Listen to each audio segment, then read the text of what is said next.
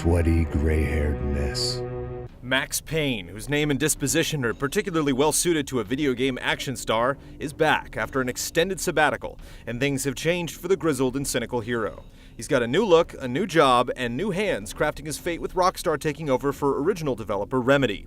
Does the third part in this hard-boiled saga deliver the right kind of pain? The company that had its logo on my paycheck was melting on top of my head.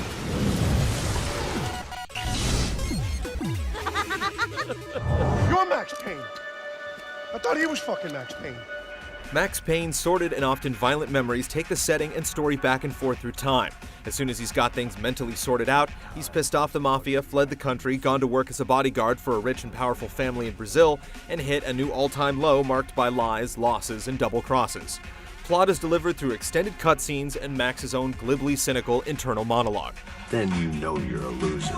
There's some dark stuff here, but the game pushes its sensational material so hard that it sometimes appears to be mocking itself, and the transformation signified by Max shaving his head is a hard sell.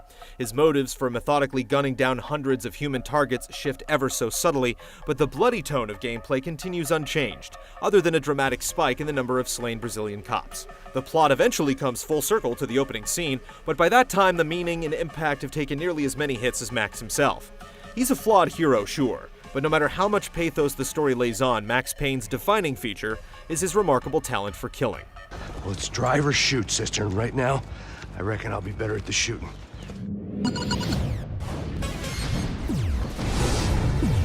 Hey, Max, what is it with you in interior design?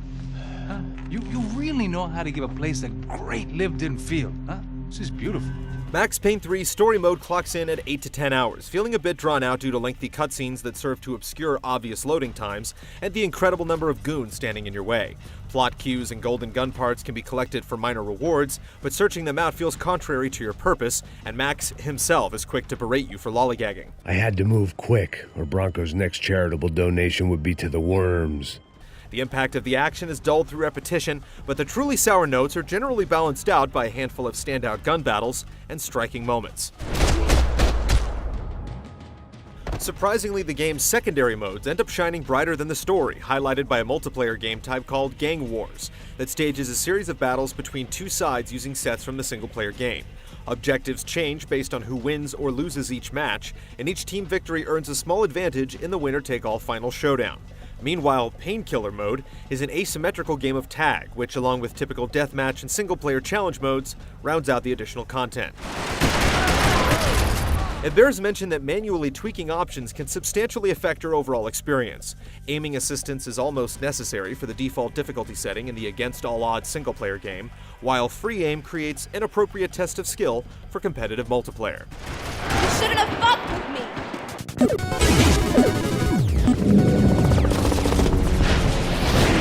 Kill you! Max Payne still fires tandem weapons with deadly efficiency, and bullet time acrobatics give him an edge over softer-boiled men. But nonetheless, times have changed. You'll still be tempted to pull off the signature slow-motion dives simply because they look really cool, but in most situations, fun takes a backseat to survival. When it's do or die against a group of lethal thugs, this old dog's old tricks just can't cut it. Grazing any surface during a dive will snap you out of your slow-mo trance, and if he lands near cover, Max clumsily stands up and briefly exposes himself before hunkering down behind a waist-high barrier. Certain crowded, smaller spaces can lend themselves to a bullet-dodging ballet, but you'll frequently find yourself in wide-open environments fighting against hyper-aware and accurate enemies that engage you at range, know how to use cover, and do their best to flank you. As you progress through the game, enemies toughen up considerably, shrugging off bullets like insect bites, and leaving you even less confident about leaping headfirst into battle. The smarter, more effective, and infinitely less thrilling option is to grab some cover and slow down time to get slow-mo headshots, which, like aiming in general, never feel quite as fluid or easy as they should. You kill so many of us! Custom-made bullet time sequences do occasionally bend the rules to give Max a few dilated moments of glory, but other pre-programmed bits can expose rough, laughable seams when the player doesn't behave the way the game intends. That's the stairs, man! Left! Don't go up the stairs! Left! Left! Up the stairs! Don't go up the stairs! You'll also repeatedly see your cover blown during a cutscene and have to deal with the resulting mess, sometimes finding a different weapon in your hands when the game gives you back the controls. The health system is one carried over mechanic that still works. Health doesn't regenerate, so you'll consume painkillers to stay in the game. Pill popping also powers a last stand mechanic, giving you a chance to take out the enemy that killed you and come back from the brink. Hey, thanks, bro! The game's biggest problems simply don't come up in multiplayer. In addition to offering a better environment for slow-mo acrobatics, which function in multiplayer thanks to an exceedingly clever implementation, players have powers with interesting effects. Stuff like revealing enemy positions or making you appear friendly to your unsuspecting foes. The one real annoyance here is the long, slow grind to level up in order to unlock new equipment and customize your weapons. That said, playing with other human beings is unquestionably the superior option. Suddenly, every move they made was too slow.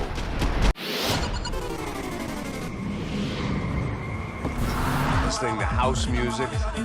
Most of them have plastic surgery, and they're all doing blow. I guess it is kind of like Jersey, huh? Max Payne 3 treats its cutscenes with a distinctive style that distorts images, staggers action across comic-like panels, and tosses seemingly random words and phrases onto the screen. Maybe the intention is to simulate the perspective of an aging, drug-addled booze hound besieged by an overstimulating electronic world.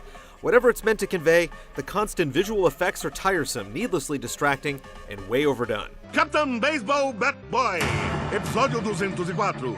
Nosso herói idoso encontrou o esconderijo do Saci. Outside the cinematics, things look a bit less cheesy, with the possible exception of Max's gaudy Hawaiian shirt. Densely detailed environments and impressively realistic animations rival the best in the business, and bullets tear into office supplies and human bodies in surprisingly convincing ways. Close-range executions hit with violent, sudden impact, and the gruesome kill cam that caps off victorious gunfights seems determined to live up to the blatant pun in the game's title. And the band played on. I felt like a fool. The famed Max Payne is still capable of getting the job done, but he has a bit of a hard time fitting into the framework he's been given here. Attempting a character study of a deeply flawed action hero is an interesting gamble that just doesn't pay off, and the single-player experience continually struggles with leveraging the character's identity or unique skills. So, it's got some issues. That said, the surprisingly entertaining multiplayer modes and a virtuoso treatment of extreme violence stand out as legitimate high points. It all basically comes down to your tolerance for pain. So I guess I'd become what they wanted me to be. A killer. Some rent-a-clown with a gun who puts holes in other bad guys.